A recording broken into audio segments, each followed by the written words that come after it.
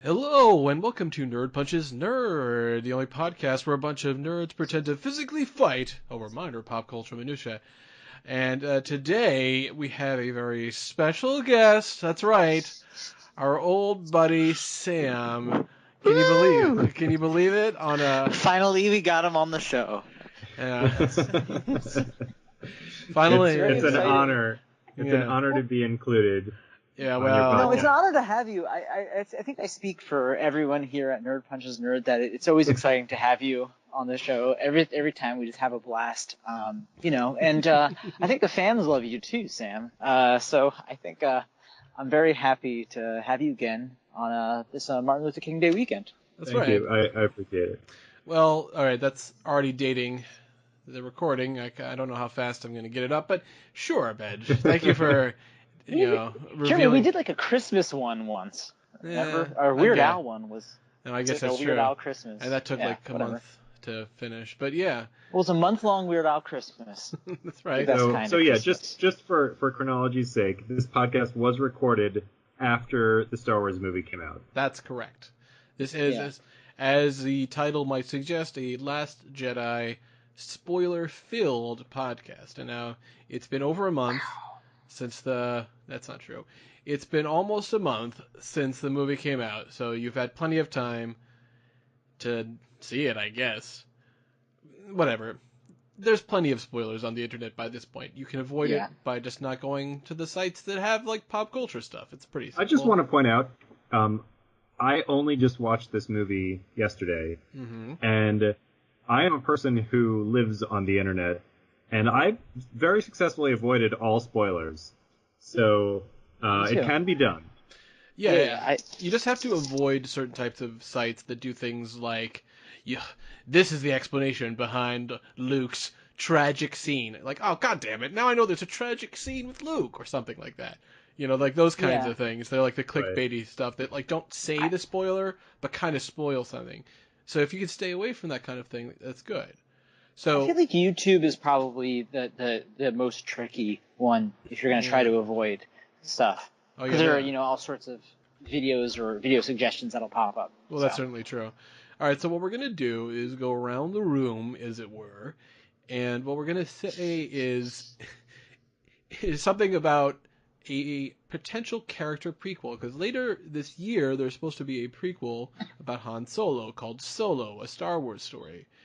And we don't need to get into the specifics of that, because the truth is there isn't even a trailer yet, so who knows.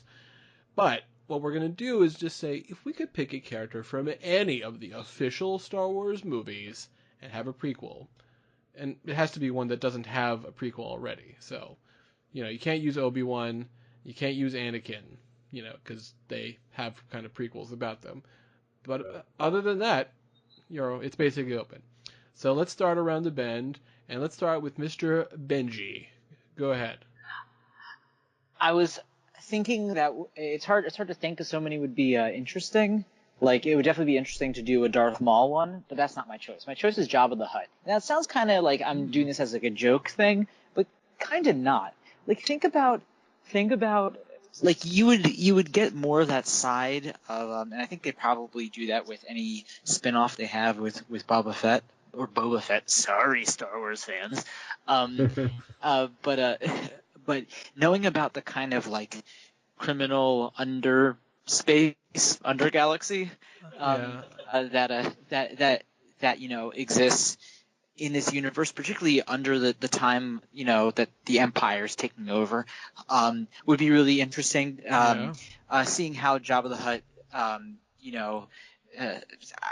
what's the term? Not solidifies his power, but consolidates his power. It'd also be interesting to think about like him, like what, like even I was thinking like what was he like when he was born? Like what was like I don't know are the creatures called Hutts, or is that just like a name for him? Yeah, like the name of the crime family. I think it's like the name of his family. I think so too. So I'm wondering like where he's from. Like, I mean, maybe like I guess it's possible maybe he was just one of the creatures that was like enslaved, or maybe not totally. Like it would be interesting to think about like where he's from. There probably is some sort of origin thing with him out there, but whatever it is, I think it would be interesting to see what he would do, because again, like it seems like most of the movies at least are focused on like the heroic on like characters. well, also like the wars and the things like that, and the big stuff, not the epics. quote unquote, not the quote unquote everyday people, you could say. Right. Sort of is, but not exactly. So it would be interesting to see. I feel like that was kind of what they're trying to do with Firefly, which was sort of show, like that sort of side of what a sort of intergalactic empire's universe would actually be like in terms of the day-to-day in the criminal underworld. So I think it would just be interesting to see what happens with Jabba the Hutt. Right. I mean, I'm sure if we looked on Wikipedia, it would say that he's like some kind of slugulon or something. I mean, I don't know. But I am not about... The great Star Wars names. I'm not about to look at Wikipedia. So, all right. All right, let's move on. There are definitely some angry Star Wars fans who might hear this at some point. Be like, "You asshole! You don't know that Jabba is from the Fluffafon 5 or whatever he's from." I just did a version of Babylon 5. Right. Yeah, okay. Sam's favorite show. All right, Sam, you're up. Okay, so that was a good answer, Benji, but I have a better answer. Ooh. Okay. Ooh, the challenge. character of Star Wars that I would most like to see a prequel showing the origin is obviously Lando fucking Calrissian. Oh, that's a good point. Okay, Lando. He is a rogue, a scoundrel, a gambler, an entrepreneur. He is Han Solo's best friend, other than Chewie.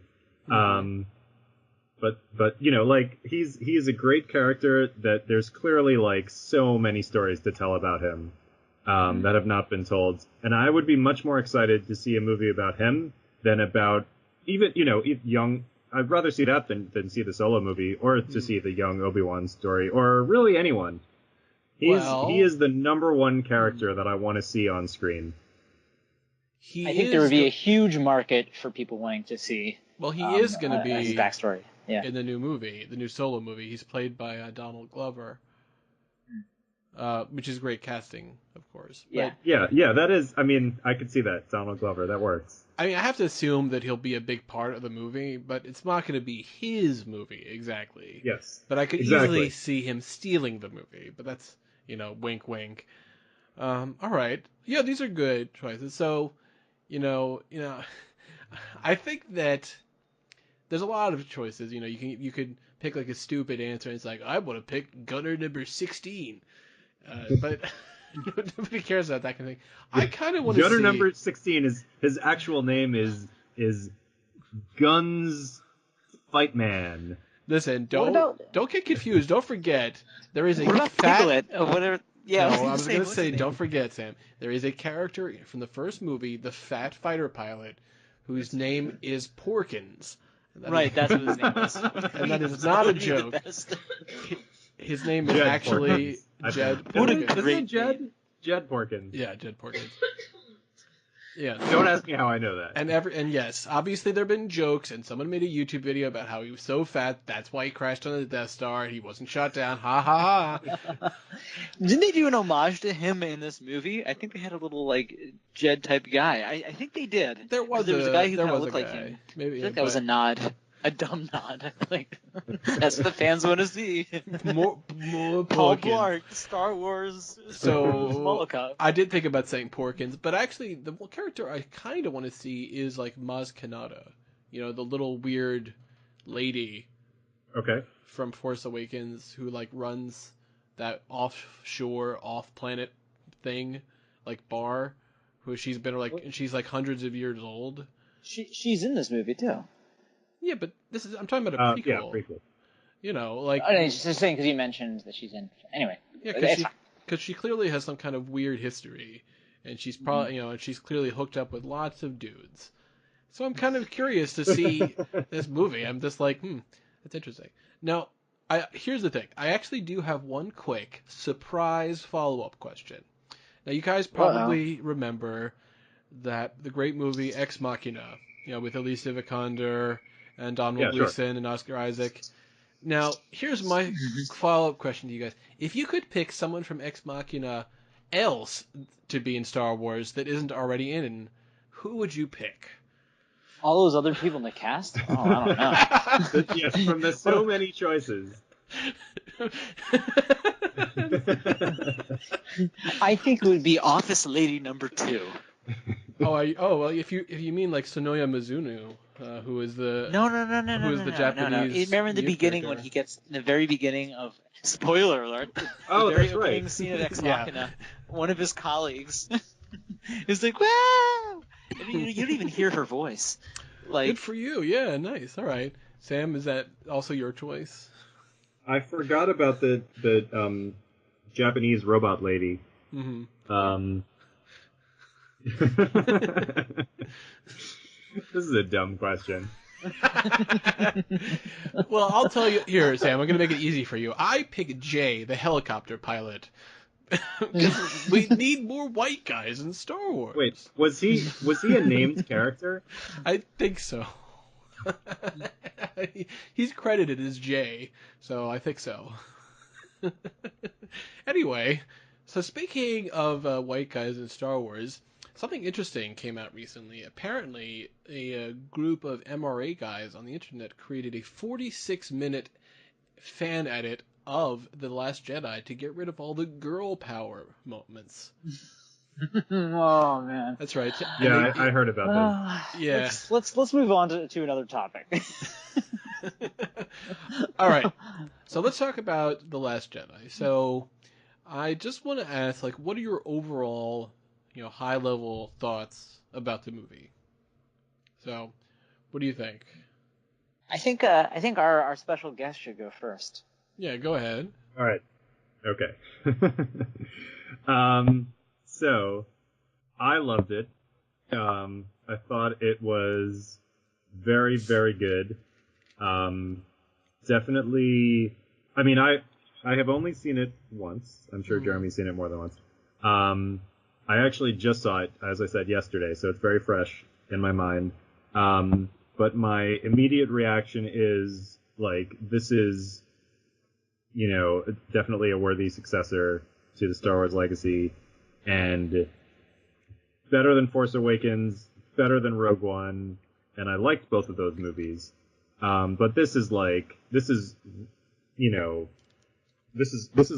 a real original new movie that's really, like, going in a new direction, multiple new directions, and and it was very good. I don't know, how much detail do you want me to get into? Well, that's good. I think, that's good I think, like a high level, yeah. Yeah. Okay. All right. So I'll leave it there, and then we can get into the the nuts and bolts Right. in a little bit. All right, Benj, what do you think? So, I'm going to say that I don't agree with loving it. Like, I definitely didn't love it, but I did like it. And I overall have a positive, view of it.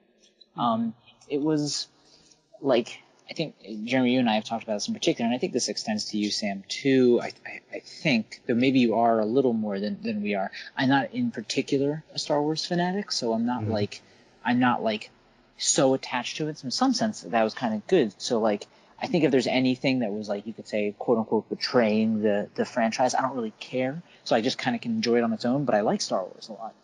So my overall thing is that I liked it. There's some, I definitely liked Rogue One way more. That might even be my favorite Star Wars. But I think that I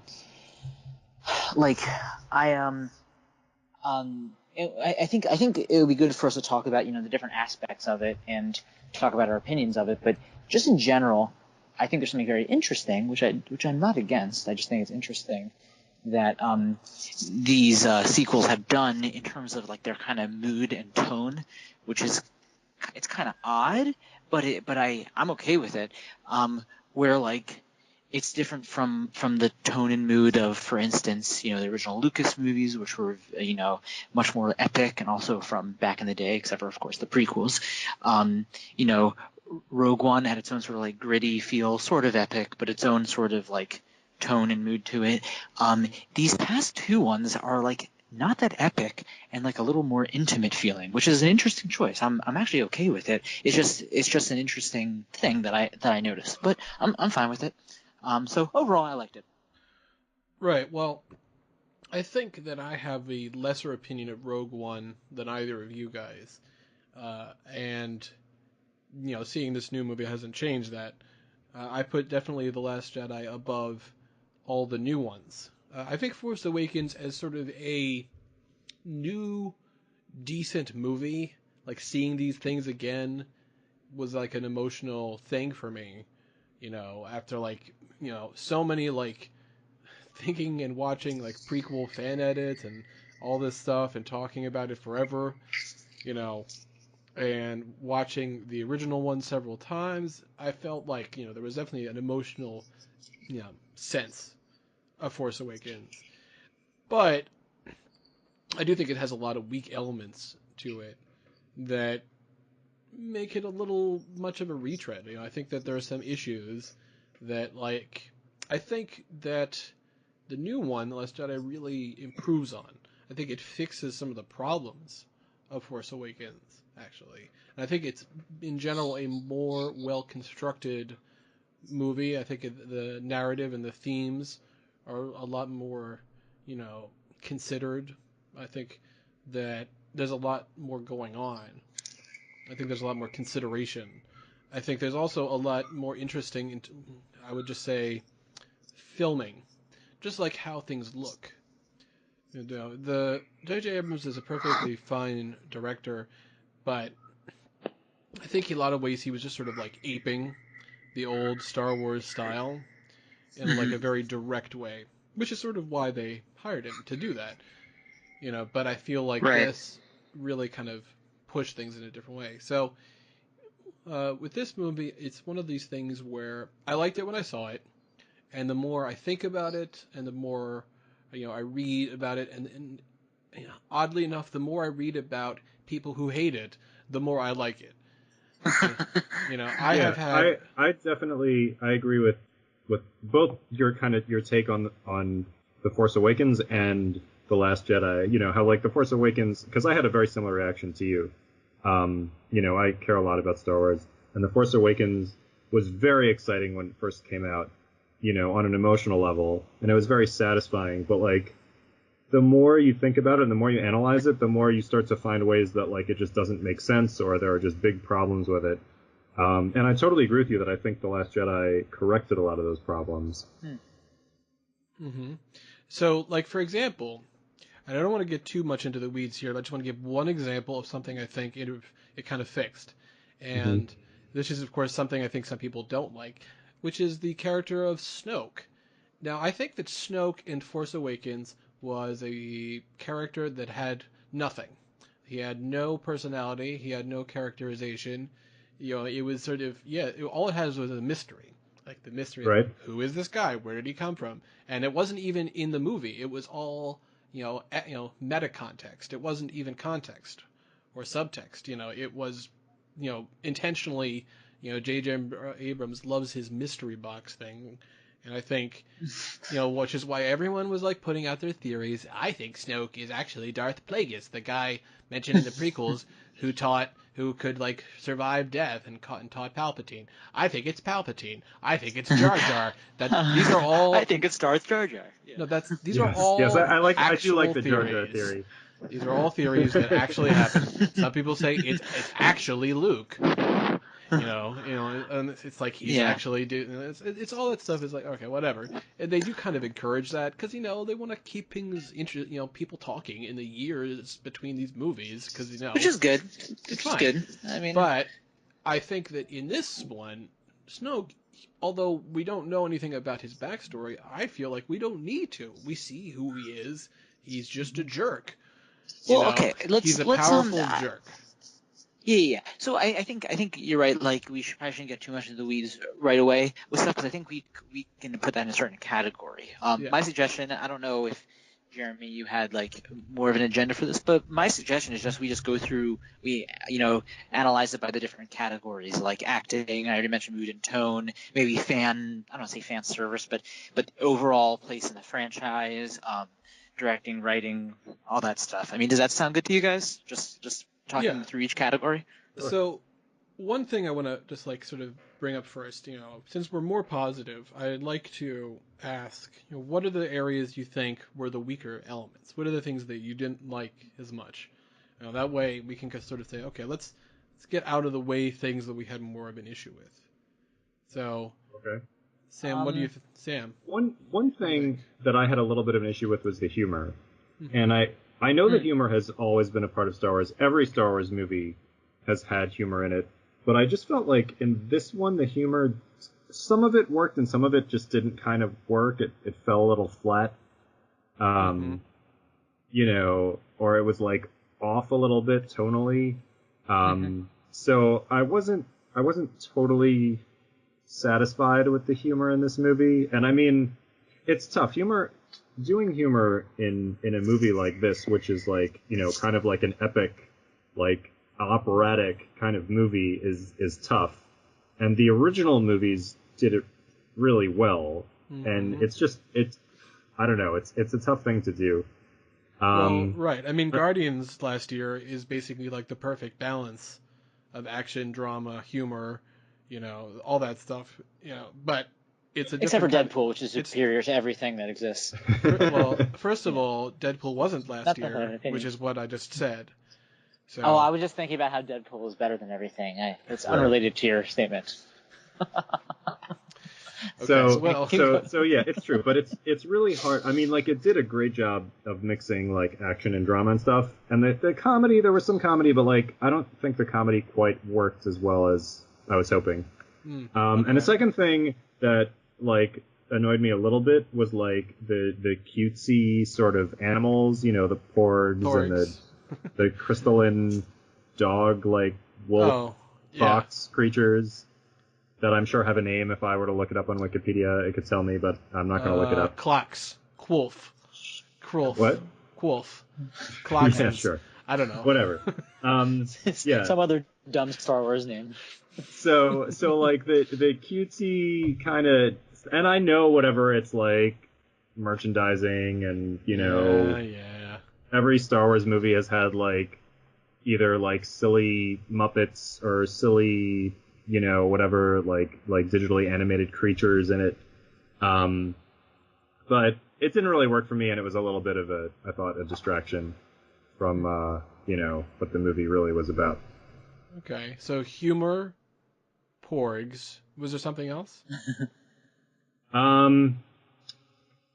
I guess the only other thing I could really complain about was that the scene on that planet where Finn and Rose go to that casino. Yeah. I mean, not that scene, but like the whole sequence was just kind of a little unnecessary. And I feel like that whole thing could have been cut out of the movie, and it would have worked just as well without all of that. Okay.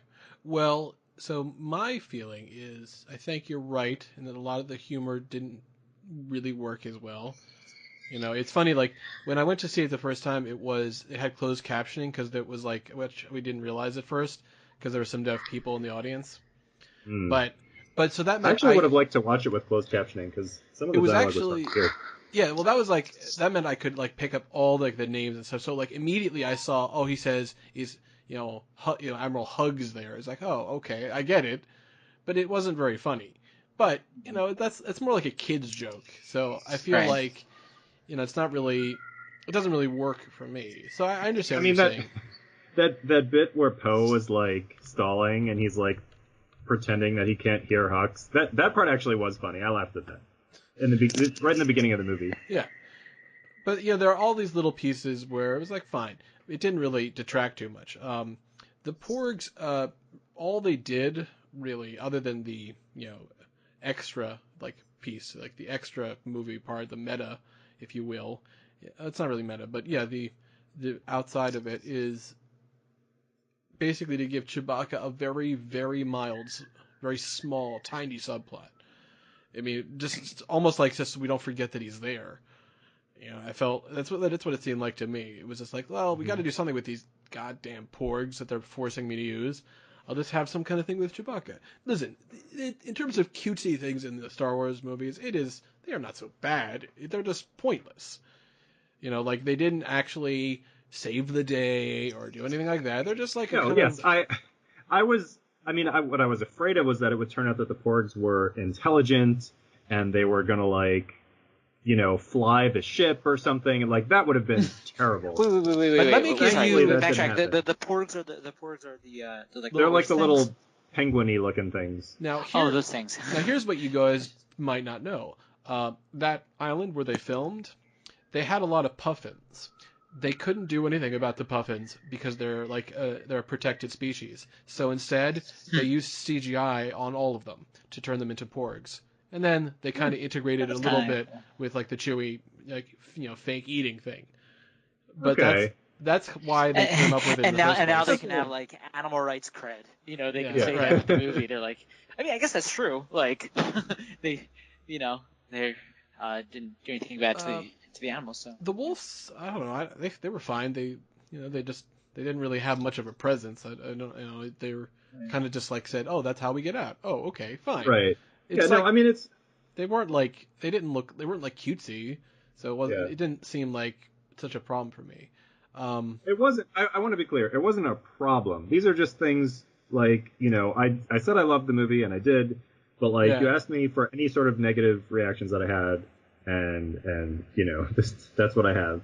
So like I don't think it ruined the movie at all. You know, I just you know, that was kind of my feeling. All right. Well, I think it will take me longer to defend the Casino Planet than just this little thing we're talking about here. So Ben, what are your feelings? So I kind of agree with you, Sam. So I agree with Sam somewhat. I in terms of, well, I don't say I agree. It bothered me somewhat.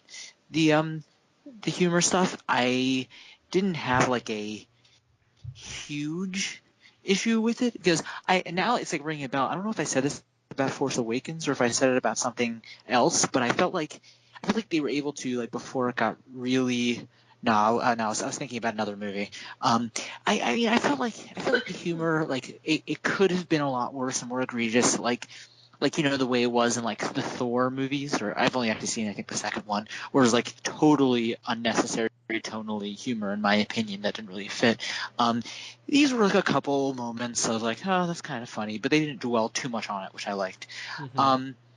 The main issue I had was with what's it called? The whole storyline with Finn, and then what's the Rose? What's her name? Rose.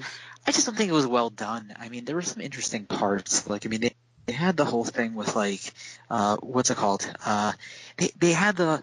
I think it was interesting with him meeting, you know, Benicio del Toro, and that being kind of interesting. And I kind of liked Finn's arc with, you know, meeting Brienne at the end and maybe killing her or something, and or whatever her name is in the movie. I mean, I thought that was kind of interesting, but Captain overall, Phantasmagoria. Yeah, Phantasmagoria. Phasma. Phasma. Don't know. Sam's trolling you. So I mean, like, I think it was like.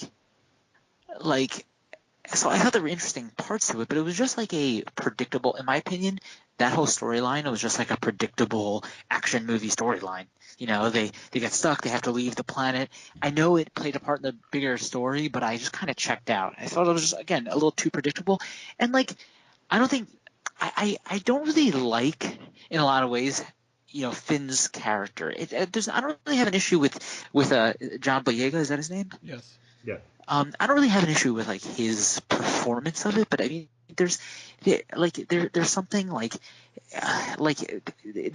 it's fine if they want to make him an awkward guy. I just feel like it's like the jump from like where he was to the awkward. Like it just some things don't seem to fit with kind of his sort of lighthearted personality, and not that he can't have a lighthearted personality, but it's like sometimes he talks about some of the serious stuff he's been through and stuff. But like it's like I feel like his character is a little too like kind of lighthearted, and it's hard for me to like identify with. So that whole part of it, I thought I just kind of checked out from.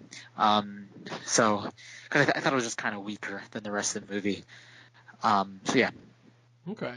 Well, for me, there were a few little things, and it's funny because they were all kind of connected to the Casino Planet timeline. So the first issue I had was when they kind of broke their own rules. This is something I mentioned to Benja before, but in Star Wars we kind of know it's not the physics of our universe. It's fake space. There's kind of like an atmosphere, maybe a little water. That's fine, but the problem is it kind of made the suspension of disbelief kind of get screwed up for me because like you're literally seeing the little ship fly away, and it's like, well, wait a minute, where's the fuel thing? It kind of is confusing. I think there are ways you could have gotten around that. For example, if you had just cut to them on this casino planet, like landing, they're like, oh, well, they just got there somehow, or if they had said something like, oh, we just have enough fuel to get there and back, you know, hopefully it won't make a difference. There are a lot of things they could have done that they just didn't, and I felt Right, like I don't quite follow you, Jeremy. Like, what was your problem with them traveling to the casino planet? it's that they kind of broke their space rules. Why? Because what I was saying is like, they're saying like, okay, the ship can only go this fast, but then the little ship, guess, can go even faster. It No, the little ship was traveling at faster than light speed. The it's big ship can't go fast because, like, they had enough fuel to do an right. FTL jump, but they were just going to be tracked. Yes. And once they came back out of hyperspace, then like they would be stuck with no fuel. But Yeah. the little ship Mm-hmm. can go into hyperspace because it's much smaller and it doesn't need as much fuel. Yeah, I agree with That that. makes sense. The I don't prob understand. What's the problem? the problem is that they didn't show it jump to light speed. The But obviously they made a jump to light speed because they traveled to an entirely different planet. Yeah, I just think that the way they did it was, muddled. The other thing I had another If they had thing. been traveling at sublight speed, it would have taken them years. Well, I would imagine so. So obviously they were traveling through hyperspace. So another thing I didn't like Okay. was like the chase scene with like the horses, like the space horses. Right? Because I didn't think like this. Well, first of all, I didn't really think the action scene was that interesting, and I don't really think it added anything to that storyline. And I didn't think the CGI was that good either. When I heard people saying it gave them prequel vibes, I kind of understood just because it didn't look right to me. Like in general, the CGI in the movie was very good, so that scene kind of stood out as like, eh. And then the last thing related to their storyline that bothered me was when basically like the ship gets, you know, half exploded, and like basically everyone's dead except for Finn and Rose and Phasma. And it's like, okay, well, I mean, that's a little much. Yeah. I just assumed they were dead when that happened. I was like, well, I guess they're fucked. I was Yeah. I was not and then it cuts to them and you're like, "Oh, the two of them are alive and everybody around them is dead." Like, well, that's convenient. Yeah, like if they had just like been like, let's say, lost some limbs or something, I'd be like, all right, make it like relevant that they actually got like almost blown up, or also have some of the stormtroopers like moving around or something. It's like that also drew me out of it. I was like, oh, Yeah. that's like a story, like they had to have them survive. It's like, because you could have also written that out differently too, but because they had to have the scene like that, it was like, okay, how do you save them? By literally, blowing up half the ship. It's like, okay, fine, but then, the aftermath doesn't really make sense. So, but all that being said, the theme of the Casino Planet, I think, was important Mhm. because of what it did for Rose and Finn's characters. Because there's a big theme in the movie. This is one of the things I wanted to talk about, which was this idea about failure and learning from failure. That a lot of the characters have to go through these arcs of making mistakes and screwing up, but whether or Yeah. not they actually learn from them is a big part of that, because Kylo Ren does not learn from his mistakes. that's Well, basically a big part of what happens. Like, that's kind of the biggest theme of the movie is failure, because every single character's plan fails. Except possibly for Luke. Luke is the only one who doesn't fail at the very end. That's correct. But basically every single character, both the heroes and the villains, make these plans, and all of their plans just like fall apart and don't achieve what they thought they were going to achieve. Yeah, and then they have to yeah. What? Well, I was going to say, but it's okay that Luke's plan succeeded because his plan in the past, in the flashback, really failed. Right, because he has all that failure from his background. Yeah. So basically, that's what the whole movie is about, and in some ways, that's like sort of a, part of the movie's rejection of the past Star Wars mythos is the whole the ragtag group of rebels comes up with a plan and it almost doesn't succeed, but then it does succeed. But in this movie, no, it doesn't. It doesn't succeed. Multiple different plans all fail. Right, which is a real subversion. Yeah, so absolutely. When you look at what happens, so Finn starts the movie as listen, I don't want you guys to die, but you're gonna die, and Rey is on her way here, so she's the one I care about most in the world, really, or in the universe. So that's really what he's concerned about is making sure she doesn't get killed, trying to come back to what he thinks is just the end, because he thinks there's no way we can fight against the Order. It's just done. So part of what happens at the casino planet is contextualizing it for Finn. He sees the glamour, oh, the glitz and glamour of the casino. It's beautiful. Wow, it's so fancy. And Rose is sort of contextualizing it. No, it's not just about how pretty everything is. It's this is hurting people. It's hurting people like me and also like you. And he's and that's why what matters in his last lines, he says there's a few points. When he says to Phasma, she's like, "You're just scum," and he says, "Rebel scum." He's kind of saying, "I identify now. I understand this point," and that kind of leads to the end of it, where he thinks okay, I'm in a movie where the only way to do things is a noble self-sacrifice, because he feels it's that's the only thing I can do. But that's not really the right lesson either.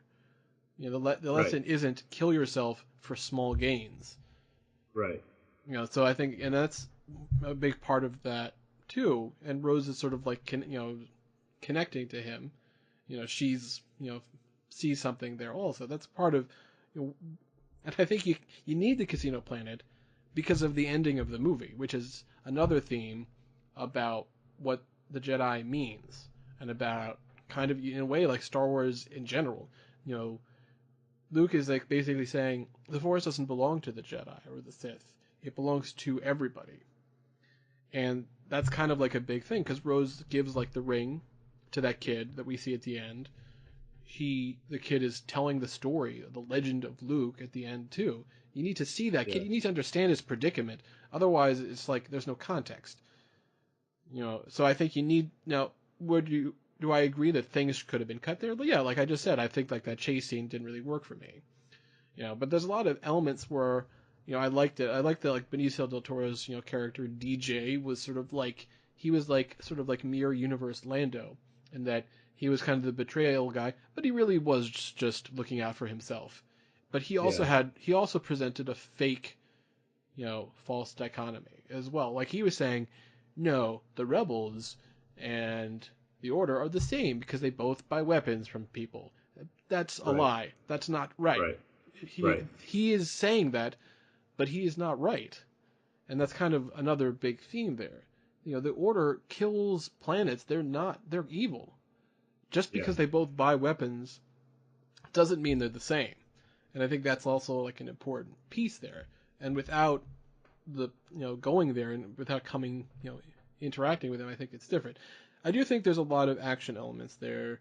There were kind of silly fun things that were fine, and they weren't super important, like BB-8 just zapping people, or whatever, and or the little guy who was played by Mark Hamill. Like, you know the little guy that puts coins into BB-8? He's voiced by Mark Hamill.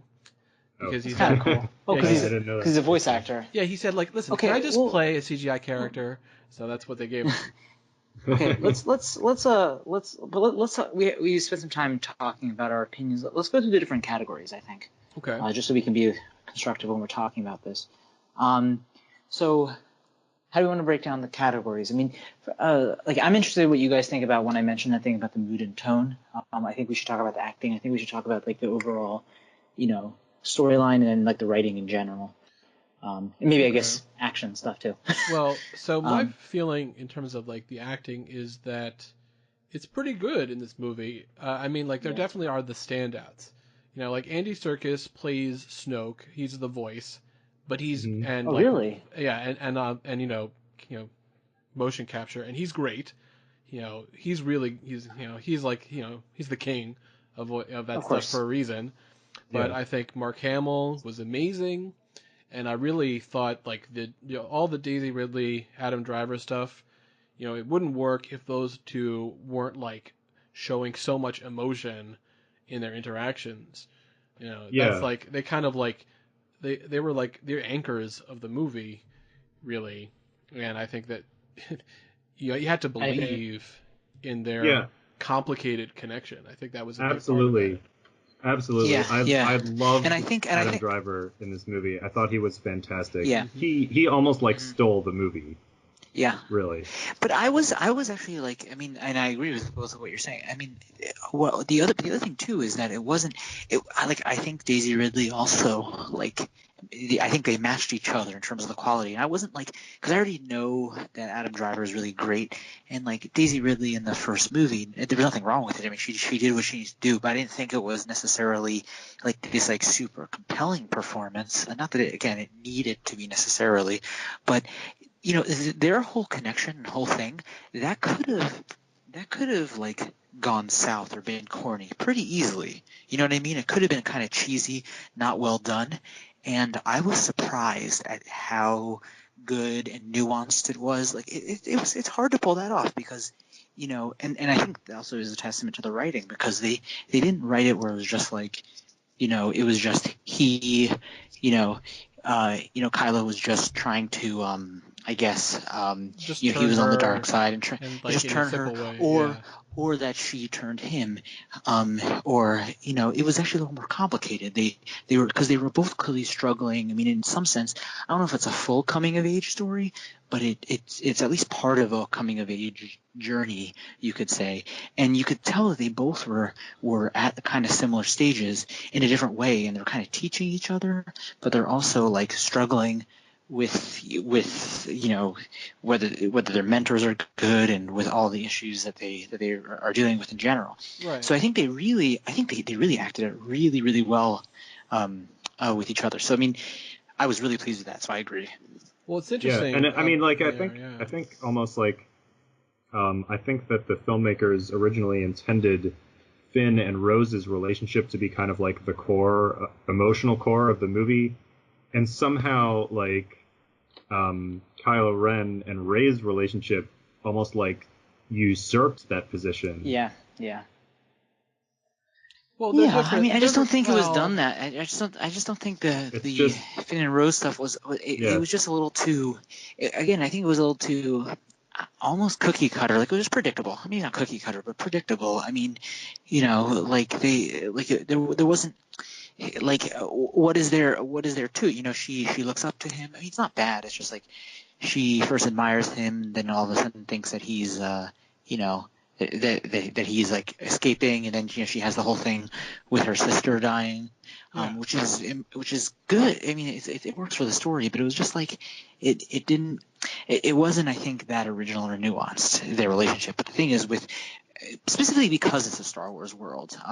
This isn't the first time there's been, I guess, that sort of nuance between two characters. But the thing with Rey and Kylo was just that's new for Star Wars. I feel like the more complexity with the variation between the light and the dark, or the Force and the dark side. Yeah. But I mean, if you want to talk about the acting, I think the acting was pretty stellar all the way around. The only person I would point out as being kind of underwhelming is probably Gwendolyn Christie as Captain Really? Phasma. She, No, I disagree. didn't really do much one way or the other. I thought she was kind of bland. Although, while we're on the subject of her, I have to ask, if her armor makes her, like, invulnerable to blaster shots, then why do all the stormtroopers not have reflective armor? Do you want me to give you the answer? Because there is an answer. The answer, I'm sure there is an answer, so give it to me. Yeah. the answer is quite simple, which is that they actually don't care about whether the stormtroopers die. It's just, let's just send them all in. It's like, That's but not a It might be great expensive. answer. I mean, well, that's a big part. But see, that's a big part of like the whole Imperial thing. Like the TIE it's a fighters fine answer. have no shields. No, I think that's fine. And they never did. I think that makes perfect sense. TIE fighters only Yeah. had weapons. They were only short range. They didn't have light speed, so they had to it was never like they weren't like real. They were always expendable, but it was like, let's throw as many of them as we can. With the stormtroopers, it's like yeah, we give them armor, but it's pretty crappy armor. It's sort of, I feel, and it's sort of like, and part of it is just so they can all look the same.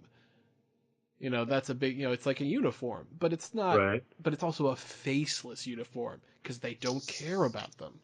Well, also, Sam, I mean, you have to imagine, like, they have limited resources, so I think that makes sense what Jeremy's saying. Like, they are only What gonna Jeremy whatever. seems to be saying is that they have limitless people, And and that like the cost of equipment would be greater than the cost of like preserving the lives of their actual soldiers, and not just like having more soldiers. that Which sounds right. is But possible, okay. but I don't know. I'm not totally okay, buying but remember, back to Jeremy's point about the thing about the Star Wars universe is that it has its own sort of like logic to it, but it's not as strict in terms of any sort of you could say quote unquote resemblance to real life logic that something like Star Trek might have, or something else. Like that's kind of known. Star Wars already has kind of a silly, like it's like it has to be sort of internally consistent, but like so I'm saying is the idea of thinking like, yeah, well the stormtroopers are expendable, but they want to just put a bunch out. Like these are kind of family friendly movies, in an extent, especially these sequels. So I mean I don't have much of an issue with it if like their armor is not that that powerful, but they just keep sending out soldiers because they're kind of a made up like a made up evil empire. And don't forget, Whatever. I'm just saying, stormtroopers don't have if I was the names. supreme leader, things would be a little different. Well, Right, clearly. you have everyone listen to your complaint corner all but the this time. is another thing. Stormtroopers are faceless and nameless. She, as the captain, has a name. She's Captain Phasma. She has like a, they're like, she's specifically a person. So it's a little bit different. But I think, it's funny, like, there's all these little pieces in all these different themes. I feel like, it's very interesting how it kind of goes through the Rey Kylo thing, because if you remember, the first time they ever really interacted, he basically got inside her head and she pushed back at him. That's when they were first linked. So Snoke might be like, I did it all because I'm awesome. It's like, well, also, but there was something there. They already were connected. Right. So, it's sort of like, and also once he's dead, they kept going. I think that, that's sort of like, so I want to get into like a little bit of kind of how that relationship is, because like for the character arcs is kind of interesting to me, because I feel like that's sort of like a kind of related topic, but I kind of want to get into that because I think some of them work better than others, but I think their character arcs were really great. Kylo Ren is like he had the probably best or second best character arc in the movie to me, because he kind of like he loses essentially all his parents. He's already lost Luke because Luke betrayed him, years ago. He killed his father and still feels guilty. He doesn't kill his mother, but he thinks that she's dead. And then Snoke is like a real asshole to him. He's like, Vader, you're just a piece of crap. Right. Right. And they're like, so no wonder he wants to kill him. And he believes that Luke was going to kill him also. He does, even though Luke was going to change his mind. It doesn't matter.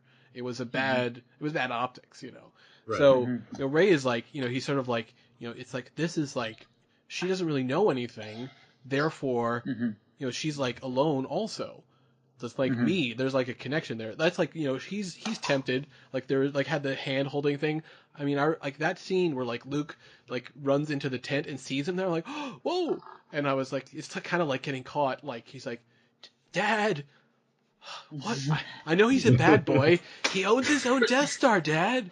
I was like, there's a little bit of that, but but it's really interesting. Like that scene where they were fighting together was like so satisfying.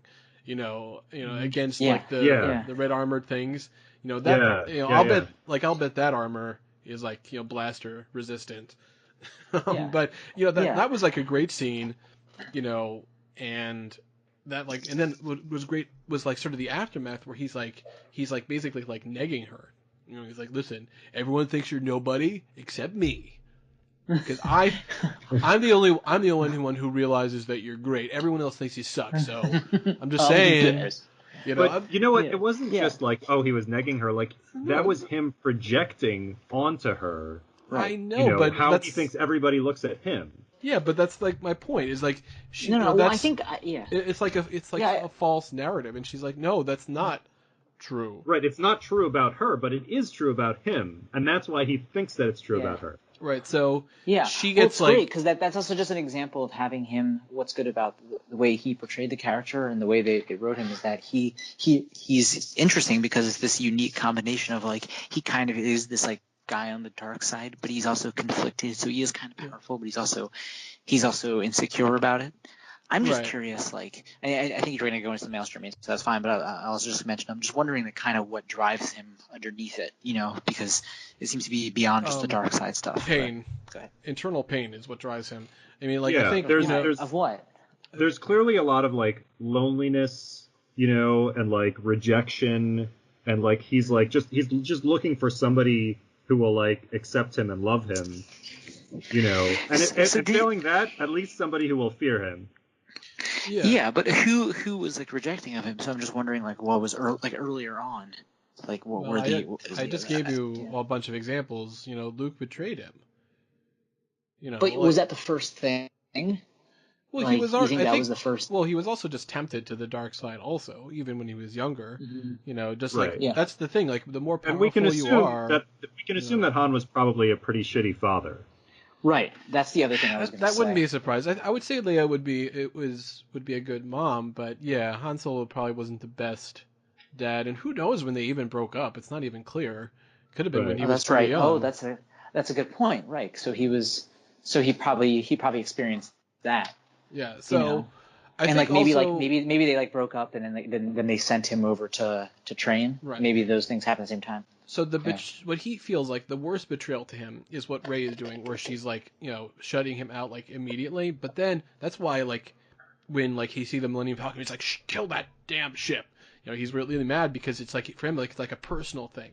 It's everything tied up. She's using his she's using my dad's ship, and it's like it's all like it all comes together like and then he gets fooled by and then the image the final image.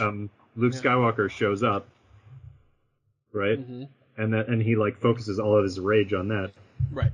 And then of course the final thing with him, where basically this movie I would say isn't always subtle with its themes, like where Rey literally shuts the door between them. It's fine. It's fine. No, I didn't say it was bad. I'm just like it's just like sometimes there's things that are subtle, sometimes it's obvious. I'm fine with that. Right. But it's just like. Right. It's literally like she's literally like shutting the door, but it's also metaphorically like, and it's like cutting him off. And I think that's interesting because I was saying this, one of the things I said to Benji when we were briefly talking about this is one of the reasons like the Vader Luke thing was built up so well over the original trilogy, at least starting from the second one, is their personal connection.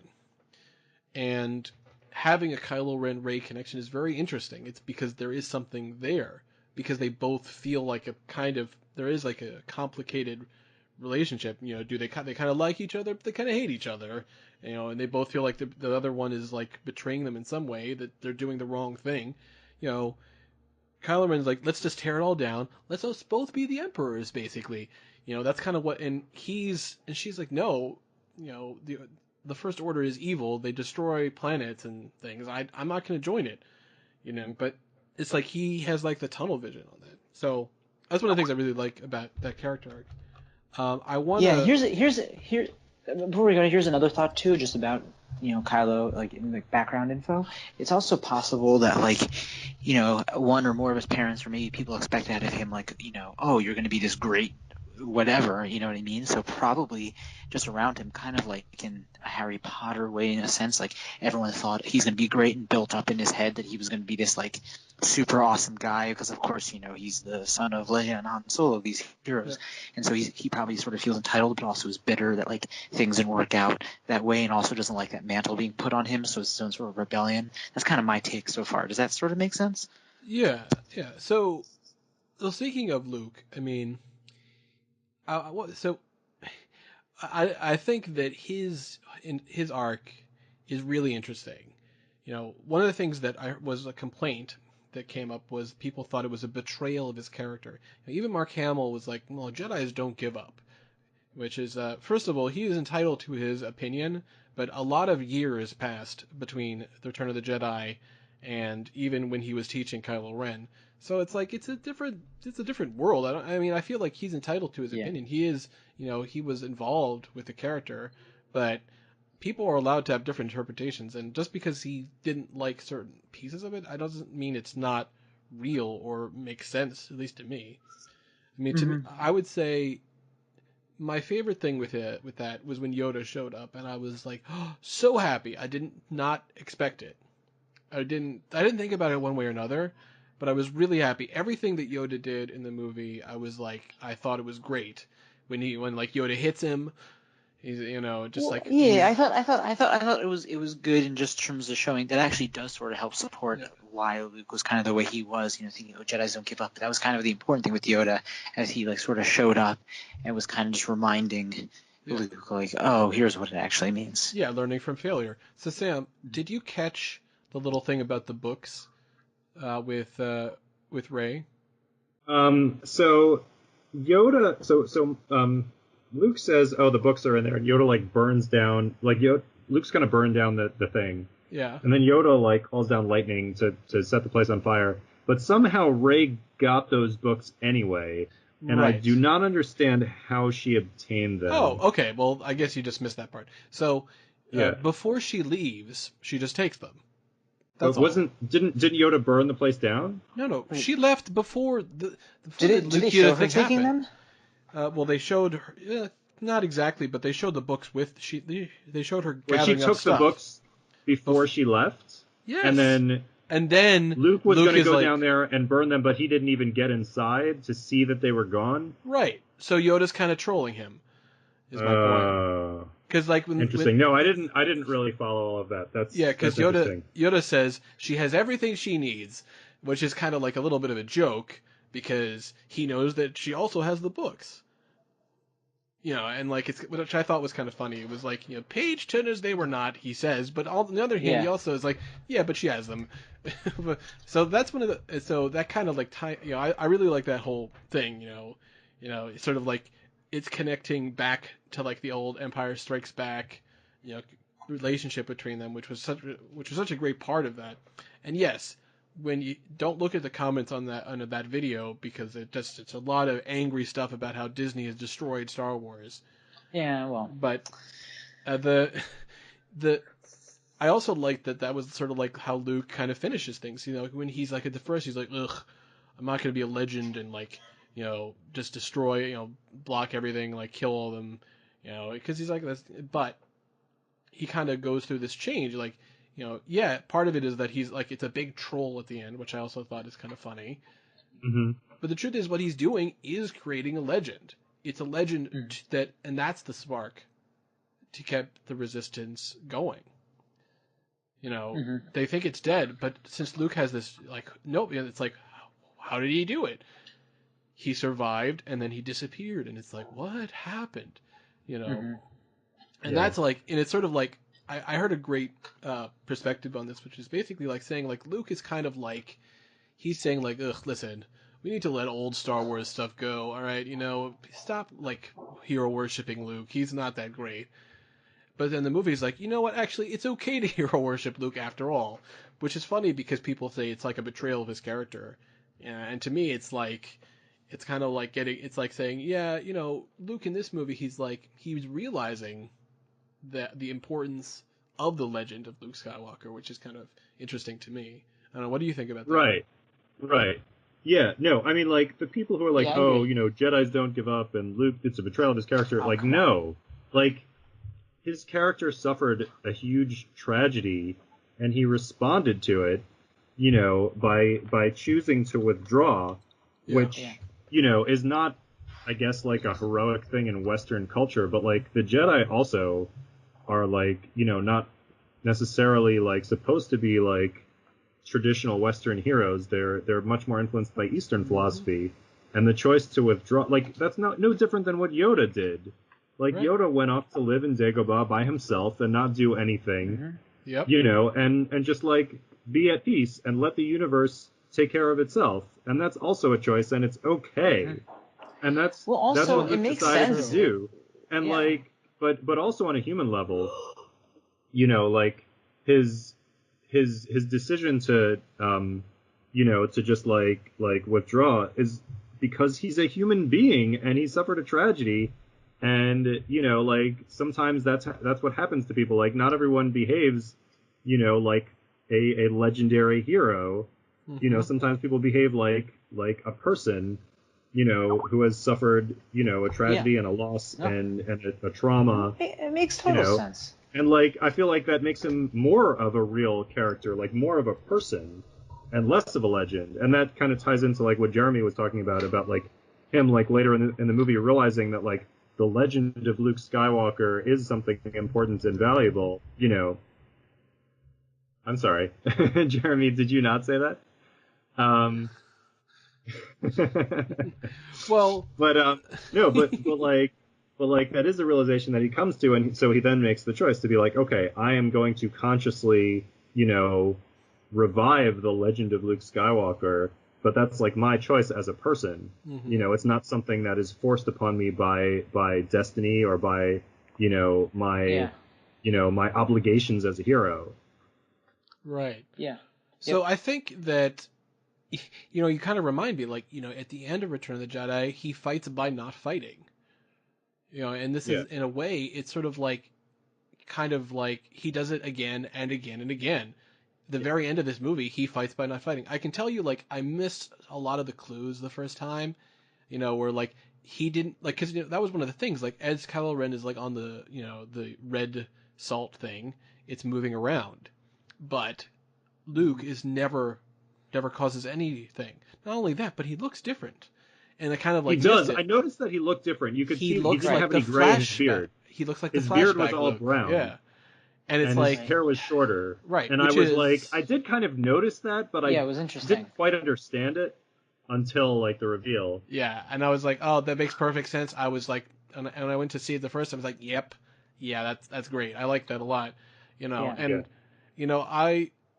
well, we can get into that part later, but so that's like something, I think, even with the things that didn't work as well, it's like, whatever. So I want to get into, like, another arc that has a lot more controversy, which is, Oscar Isaac's character, Poe.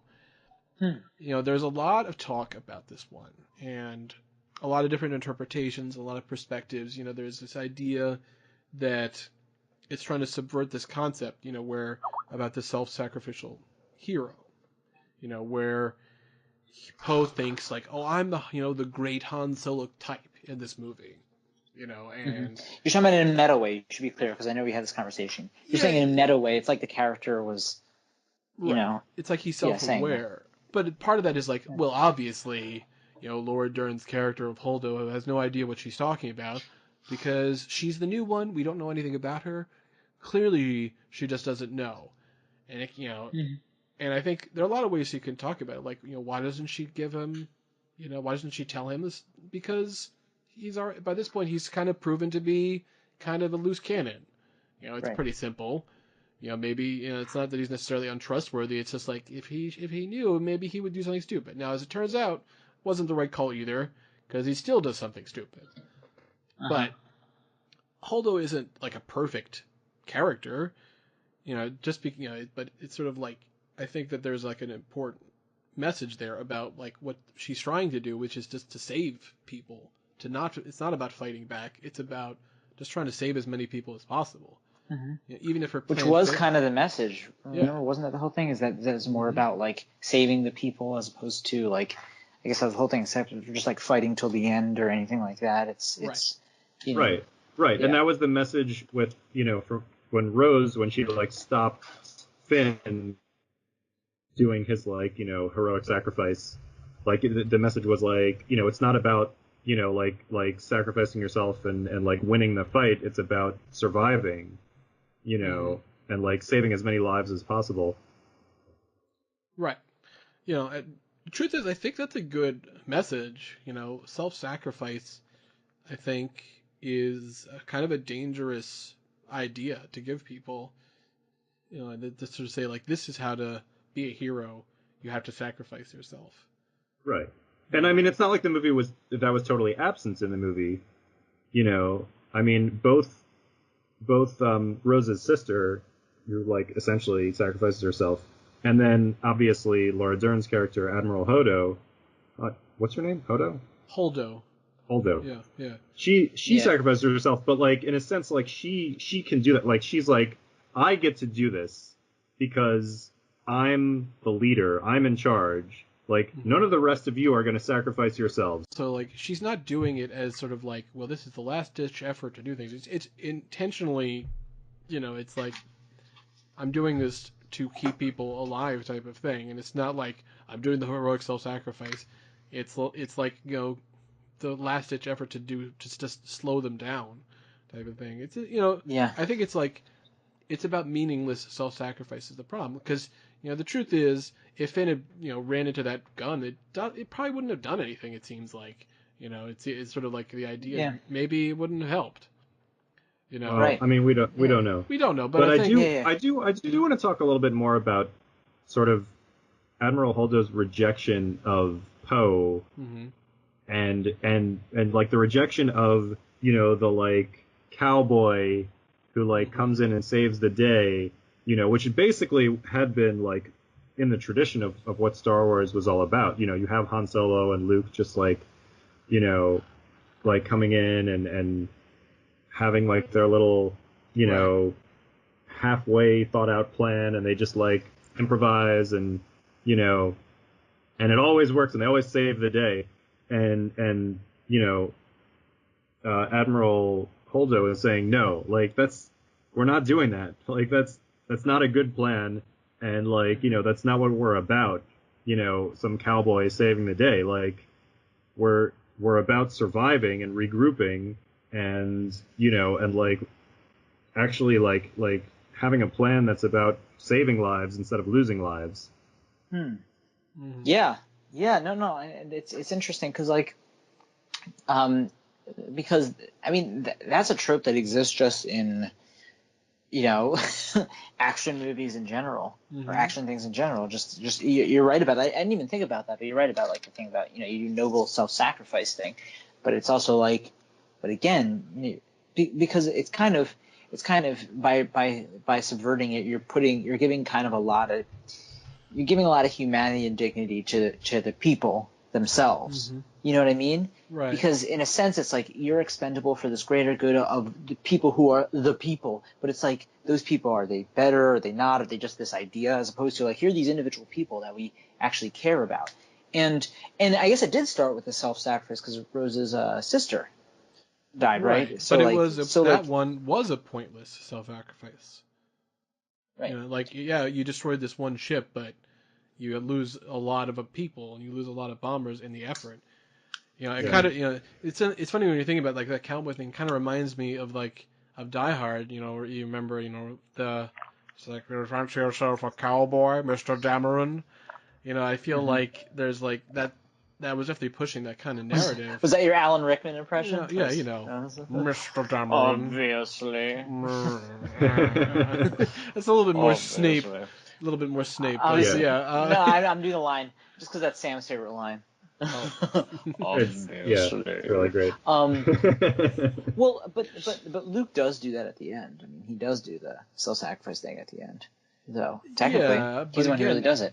it's also not a pointless one either. Right. I think I think that's kind of the idea that we're like talking about here is like, at the beginning, there is this idea that Poe is thinking, yeah, this is just the way to do it, and if you got to kill yourself and people under you to do things, that's what you do. It's like that's wrong. Think about it this way: who has pushed that narrative? I'll tell you who. Zap Brannigan from Futurama. And he's like when they fought against, and that's what he's talking about. When they fought against the Robot Alliance, he was like, we just sent wave after wave of men until their kill count finally ran out, and that was it. And it's like, okay, you see, that's not really the the right message you want as a leader, which is why at the end when there's like 20 people left, and he's like, let's go, and like people look delayed, he's like, should we follow him? He's like, yes, okay.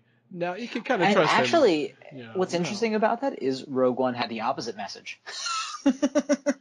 Actually, strangely enough, right? I mean, that was true, what it was. But Rogue One, maybe not totally. Which I obviously I love Rogue One the most, but or was one of the most, but it kind of was the opposite.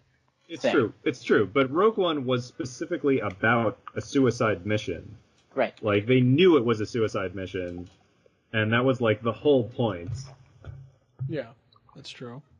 So, and it's okay for, like, different Star Wars movies to have different themes, I think. Like, especially Rogue One is not part of, like, the mainline story. It's kind of its own thing.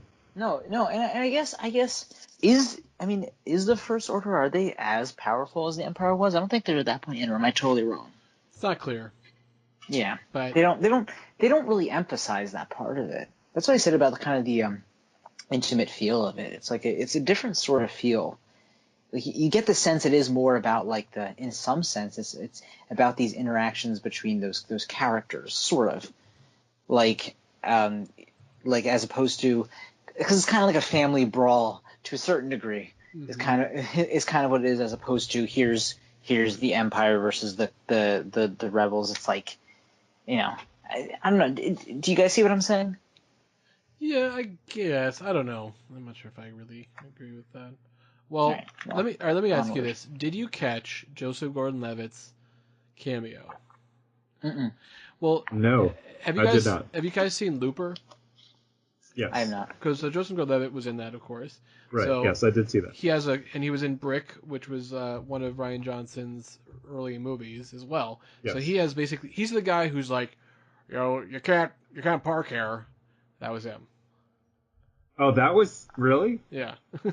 That's funny. That's cool. I thought that character was so weird. I was like, why does he have a weird Southern accent? Yeah, well, now we know it's because Joseph Gordon-Levitt. Now I know. Because it was Joseph Gordon-Levitt. And he loves his stupid accents. He really does. It's been proven by this point that Joseph Gordon-Levitt loves to do his weird voices. Like, he did it in Looper. He did it in what do you call it? Blah, blah, blah. What's that movie? The one that I like with Charles Johansson. You know who I'm talking about. Don John? Yeah. Well, that's right. He does do an accent, but the whole thing. This is how Italians talk. Well, he's the situation. I mean, that's his thing. Oh, yeah. Basically. When he was in that other movie about the French guy who walks between the Twin Towers, and he puts on these outrageous French accent. This is totally how he talked. It's like, okay, right. Yeah, I get it. You love to change your voice, but now here's something I wanted to ask you. Like, what do you think? You guys are familiar with the concept of ships, right? Like, shipping, right? Oh, okay. I was like, what a ship is. Yeah. So yes. A large boat. I feel like this movie. I know all about the shipping wars. Yeah, I feel like this movie played up quite a few sort of let's try to make things a little sexy type things, all the time. Like, obviously there was the Kylo Ren Rey thing, which is they show him shirtless. She's in the rain. It's like, mm-hmm. Right. There is the thing at the very beginning where BB-8's like, what, Finn's naked? It's like, okay, I get it. And then like there's the thing where like Poe Dameron's like, confronting Holdo, and it's like she's like, a foot taller, and it's like, am I crazy, or are these guys about to make out? Who are you saying? No. I'm just what's talking your about. question? I'm saying, like, did you guys notice this? Like, as I feel like I felt like all these. No, I mean, things I there. noticed it. I noticed. I noticed between Rey and Kylo, definitely they were kind of like, it seemed like they were like kind of like hinting at stuff, but like not totally. But that's not what the whole thing was about. That's actually kind of what I liked about the relationship. That it was kind of nuanced. You weren't really sure what their relationship with each other is. You know what I mean? And that's what I liked. I mean, I'm sure in the fanfic world, like, there's a lot of shipping going on. I don't think this is fan shipping. I think it was explicit that there was supposed to be sexual tension between Poe and Holdo. I think that was not subtext. That was on the surface. Well, or is it just because Oscar Isaac kind of is like that with everybody? Well, I mean, it's partly that, and I think it was partly, because they kind of wanted to show the way that like Holdo was basically like completely rejecting, Poe's like whole like cowboy attitude, but at the same time, it shows that she like admires his like gumption. Right. Well, that's and, true. Like, they had the whole thing with they kind of Leia, showed right? that she like sees him as a potential leader. Like he's not a leader yet, but he could become a leader. Right. But also, it was pretty clear that she was into him. Like she pretty much straight out says it, and like she kind of like looks at Carrie Fisher, and Carrie Fisher's like, yeah. Yeah. Right. It's like, I like him. He's like, Carrie. Well, that's right. He's like, I like him. He's like, so like, I like him too. He's like, if you know what I mean, I do.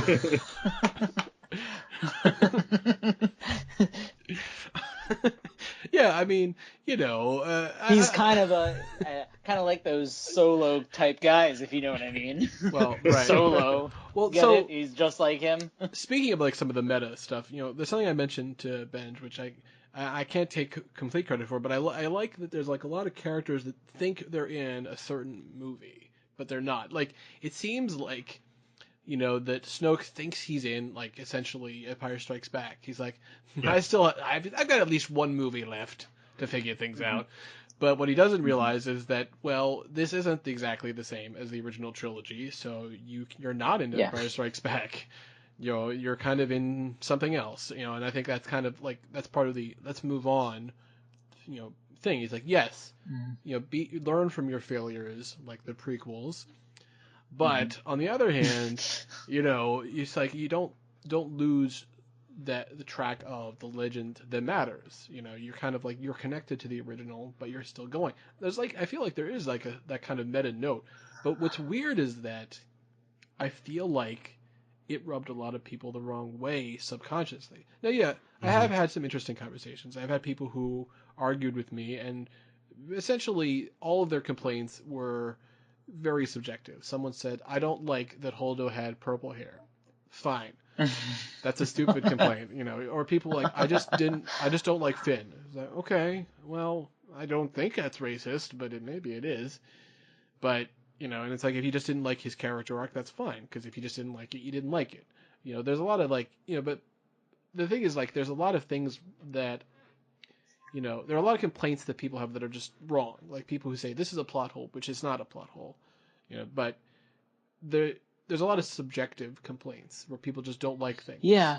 Well, we talked about one of the problems they run into, of course, is because this is beyond just like, something that has a cult following. I mean, it's to the level of like, you could say technically the Beatles have a cult following, but they have more than a cult following. So like, this is woven into the culture. So, and they have their various stages and levels of people in terms of their cult followingness. So like, you have people so attached to it because people like look up to some of the movies. I mean, for some people, it's like it's like their favorite thing about life is Star Wars, or close to that. So I mean, that's one of the problems you run into, when you're trying to do this, which we talked about before, about like trying to play this game of like,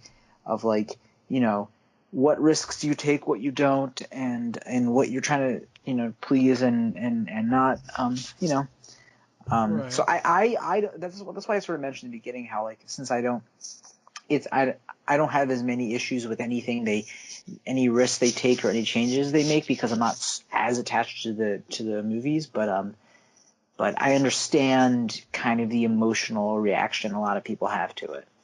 All right. Well, it's kind of tough for me to talk about this because, like, because I've avoided spoilers, I've also tried to avoid any knowledge of, like, what problems people had with the movie. So I kind of have to guess as to why people didn't like this movie. And my guess is that thematically it kind of diverged from, like, a lot of the themes of earlier Star Wars movies about destiny and heroes and heroic sacrifice and, like, long shot plans that, like, succeed against the odds and, and things like that. And this movie, like, rejected all of that and basically said no. Well, like, that's not what this movie's about. Plus, having like Kylo Ren as the villain, who's like a villain that you actually, like, can identify with and maybe even root for, weirdly enough. Yeah. Was also, like, like a complex villain who's not just pure evil. Yeah, I definitely think he has been. I think a lot of ways that character has been the source of a lot, just from what I've heard. I don't know if it's by and large. I haven't done studies on it, but it seems like Kylo Ren is, in some sense, the source of a lot of fans' anger and stuff, because, again, it's like people kind of wanted him to be the next Darth Vader, and that's kind of the point in a meta way that he was wanted to be. But the thing is the whole point is absolutely the point in the literally, the meta remember they story. say the line they say the line in the movie, in this past movie, like take that ridiculous mask off. Like, they just sort Snoke of says that. That's the whole point. Snoke is the one who says it. So it's kind of like one of these things. It's like it seems like that's kind of the whole point of what they're doing, is just not having that archetype there of and then showing. I mean, the whole thing that was genius about Star Wars originally is because it was this badass, like, horrible person, and then when you see the turn at the end that he's really human, that's like the that's the meaningful moment. And so, like, there's some truth to that. There could be something there, but that's definitely a trope that's been played and overplayed and stuff. So and they're in also a unique position, being how entrenched Star Wars is in the culture, that if they change the way they do things, that actually can influence how other works of art, how other stories treat their villains. Obviously, it's not the first time they show a complex, conflicted, maybe even somewhat relatable antagonist. But I liked it. I mean, I liked how they did that. I thought it was interesting. I also just like Adam Driver a lot. I mean, that's a big part of it too. I think he's kind of uniquely. He's not the only one clearly capable of this, but he is one of the fewer, I think, actors who could pull off this sort of role, have those sorts of mixes, within his character. Well, there's a lot of issues out there. I mean, some of them are like nitpicks. People just have, like, an issue with this little thing here and there. But it's sort of like, okay, here's one. People really didn't like Leia being able to survive in space. Yeah, a lot of people had issue with that, but because it's like, how come she was never trained? So how come she was able to do anything? Well, so that's whatever. Yeah, I feel like that's a dumb. First of all, just for the record, my understanding of science, and I could be wrong about this, but I believe that you can survive in space for, like, a few seconds or like a minute or something without immediately dying. Well, that wasn't I think the issue was that she did anything with the Force, which I think is stupid, because even in the original trilogy, it was clear that she had something, and I think the idea they made it clear that she also, has, like, whatever Force ability, and, like, this movie takes place 30 years later. Yeah. So, yeah, of course she probably, like, spent some time, like, learning how to do stuff like that. And even if she didn't, like, maybe it was also just possibly pure Luke instinct. showed her. I mean, there's all sorts of possibilities. Like, even if she didn't know how to do it, like people do things on instinct. Right. Like, it's not in the whatever. moment of thinking. A dumb complaint to me. Right. So let me give you a few. I think it was just her literal position that I've heard described that she looked like too much like Superman. Like maybe if there was a little more struggle. I didn't care, but I'm just I could sort of see. Yeah. Well, okay, so let me give you a few little last pieces of things that are interesting. One interesting perspective I heard is The Last Jedi is like a feast for crows of Star Wars. No. And I would agree in that I liked it a lot and I enjoyed it. And people who don't hate like it, I disagree. No, that is my point. That's okay. That was the point Feast I was for Crows making. is awesome. No, that's my point, is that people didn't like the new things they did with it. And I think I mean, Feast for Crows is super awesome. Sam, what did you think of Rey's parents' reveal? I was surprised, and I liked it. I think it made perfect sense, and if J.J. Abrams goes back on that, I will have lost more respect for him. But yeah, I think... and you know J.J. Abrams. First of all, you know that he just wanted it to be a mystery in the first movie. Yeah. But you know that he wanted that mystery to mean something and to be important, and he was. I'm 100% sure that J.J. Abrams did not intend for Rey her parents to turn out to have been like nobody and nothing, and that was something that Rian Johnson innovated. Right. And I thought it was great because this movie doesn't just have to be about the Skywalker family, and it doesn't just have to be about like who you're born to be and your destiny and your parents. Like, she is nobody from nothing, but like she's also a hero. Right. And I feel like that's really kind of what the whole thing with Finn too. Message, I think that's the a whole big point. message of this movie is that it doesn't matter who your parents are. Like what matters is like what you actually do with your life, and anyone can choose to be a hero. Right. Anyone can do something. People can be connected to the Force. The Force is awakening, if you will, in many people. Oh, did it do? It's not really a pun. I'm just like making a point that there's a. I did like that the movie did they did the title drop, where they actually like say the name of the movie. Close to the end. He said it's not, and he said it's not even true, right? Wasn't that the whole thing they said? They said, right. Yeah. Like you say, the point is, like Luke was saying, Force doesn't just belong to the Jedi; it can belong to other people, which is why that final moment of the kid was so important, because that's kind of wrapping up the theme. He has the Force power. I assume you noticed that, Sam, right? That he had Force powers, the kid. Oh yes, the kid with the broom. Yeah, I mean, it's it's very obvious. But I guess in my head, I was thinking. I guess I sort of missed that idea because I was thinking, oh, he's going to be like another like Luke Skywalker. But you're probably right. I mean, he might be a character. It's more like we don't know. We don't know if that kid is going to matter or not. But I think the point is just like there are people out there who know about the Resistance and believe in it, and B are connected to the Force, and they're just out there. They're anybody. They could be anywhere, but they're there. Mm-hmm. All right, so let's finish this off by doing like our kind of ranking where we think all the movies are now. So we have, if you look at all the movies, you've got 1 through 6, right? Right.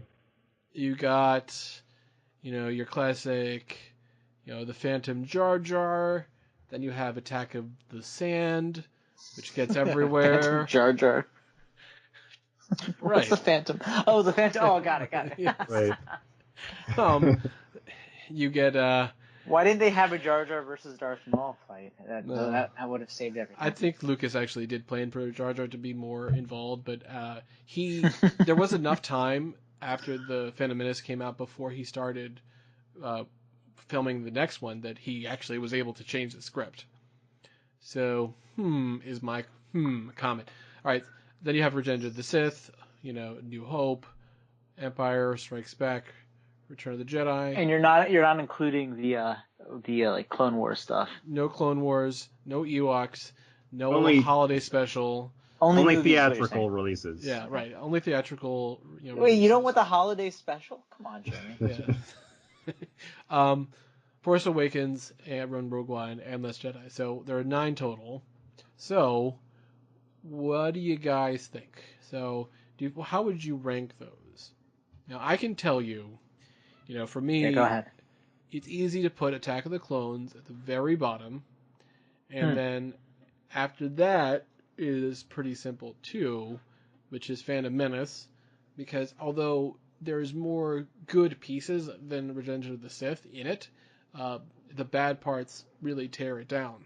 Like, remember we were talking about how like there's that fan edit that like gets rid of Jar Jar and suddenly the movie is quite watchable. Yeah. But the problem is that's not what the movie is, so it would be unfair for me to judge it like that. So I got to put it down there. But Attack of the Clones is just horrible. And I put Revenge of the Sith above that. Above that, I would say Rogue One. Then above that, I put Return of the Jedi. Then, no. Yes. No. Yeah, I do. Then Force Awakens above that. Then New Hope. Then Empire. That's my order. You're gonna, Jeremy. I hope when you put it together this video for YouTube, I hope that you're gonna put a graphic with like a listing, because it's it's a little hard to follow which movies you ranked where. All right, well, I'll think about it.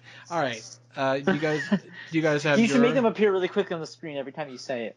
Oh, well, maybe. All right, what do you think?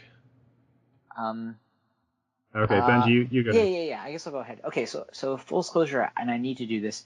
I think I've only seen Empire all the way through once in my life, so I need to revisit that. So that's kind of floating around there. It's probably in the top 3. Okay. So let me do that. I'd agree with you. I guess Attack of the Clones is bottom for me. I mean, I know you put Rogue One higher, of course, than I do. Well, I'll get there. I mean, obviously Deadpool is my number 1, but Starpool. Starpool. He would be great in the universe. Okay, so Attack of the Clones, above that Phantom Menace, above that Revenge of the Sith, above that Force Awakens, above that Last Jedi, above that A New Hope, above that Return of the Jedi, and then again I haven't seen Empire in a long time, so I'm gonna put, but either 1 or 2 is Rogue One. Mm-hmm. Okay, interesting. So you put Last Jedi below all the original. Mm-hmm. Okay, and definitely. You put Rogue One maybe above everything. Interesting, very interesting choice. Yeah. I really don't agree, but that's fair enough. All right, Sam, what do you think? So my ranking, first of all, episodes 1 through 3 are obviously on the bottom, and like it doesn't even really matter what order they're in. Tied for last. I kind of agree. Fair enough, because those 3 are just like nowhere near any of the rest of the movies. Next, after that one, is probably The Force Awakens. Then Rogue One. Then I think Return of the Jedi. And then The Last Jedi. And then the top 2 are Star Wars and Empire Strikes Back. Probably Empire as like the absolute number 1, but like Star Wars and Empire are pretty much tied for the top 2 spots. Yeah, but I put Last Jedi. I put Last Jedi as number 3. Okay, I really like that. This is a good. It's a good little bit of diversity there. Yeah, we obviously all think, starting from like basically original trilogy and then Force Awakens on, are all at the very least good. So it's sort of like there's like a giant leap from prequels to the rest. Right. But what a surprise, right? Okay. Any last thoughts on The Last Jedi? I like. What do you guys think? Do you guys agree with that whole thing I said about the tone and the mood of it? That kind of like non-epic, intimate thing. Like, I just think is interesting. You guys didn't really mention anything about it when I said it. I don't have a problem with it. It's just less. Do you know what I mean? Just the feel is like less epic. Yeah, I think there's a little bit of truth to that. Maybe that's one of the reasons. And again, I have no issue with it. It's just interesting. Okay. Sam, any last feelings, Sam? Any last feelings? I guess I just want to say again how much I loved Adam Driver in this movie, and I really think in some ways he even like carried the movie, and he's probably like, one of the best villains, that we've seen. I mean, it's hard to top Darth Vader as like the original iconic villain, but like, you know, but like he really is way up there on, and even if you go outside of Star Wars movies and just look at like villains of action movies in general, I think he would be very, very high towards the top of the list. Yeah. Yeah. You look at like a lot of the nerd movie stuff, you know, they don't usually have as much interesting complexity, you know, as Kylo Ren, where you're kind of like, I kind of want him to be on the side of the good guys at times, you know, that's what it makes it a lot more interesting. Yeah, he plays with your emotions a bit. Like, sometimes you're like, oh, he's such an asshole, and then sometimes you're like, oh, he's kind of just a troubled guy. Yeah. Right, where like you never think Admiral Hugs, you're like, you don't care about him at all. You're like, whatever, screw him. Screw Hugs. Or Porker. And also, I have one additional thought. Yeah. Which is that I appreciated the number of women in this movie, and like the women in positions of authority and power, and like different ways that like women were important in this movie, because that is one thing that Star Wars has generally struggled with. They've always had like one woman. Yes, you know, one. Like the original series and Rogue One, and you know, I mean, I guess The Force Awakens had two, but like it's pretty much just like one or two women who are of significance. And this movie actually had a bunch, which was nice. That's true. And Jeremy and I have talked about this. Like in the Star Wars world, there's really like, you know, unless you're talking about family members with each other, like you can cast anyone as anything, really, because it's not a very like it's a made up world. So there's no reason, you know, you need to cast someone as looking a certain way or not, especially because considering how many aliens are cast, you know. Yeah. Different creatures, so exactly. Yeah. All right. Well, this was a good discussion. You know, thanks for coming out, guys, and you know, may the nerd be with you. Yeah, that's right. Thanks for having me on your podcast, guys. Yeah, you're welcome. It's been great having you. Glad you could weigh in, you know, to our little fun podcast that Jeremy and I do exclusively. Yeah, that's right. The Star Wars podcast. Years ago, right? That Jeremy and I just did one without you. It was 2 years ago, yes, because that was Force Awakens. Was that right? Was it The Force Awakens? Yes. It was The Force Awakens. Oh man. Yes, I thought you bastards. That's why we brought you on as a guest. All right. Right. All right. Enough. All right. Star nerd you later, guys. May the nerd be with you. Nerd you later. Yes, may the nerd be with you. Okay.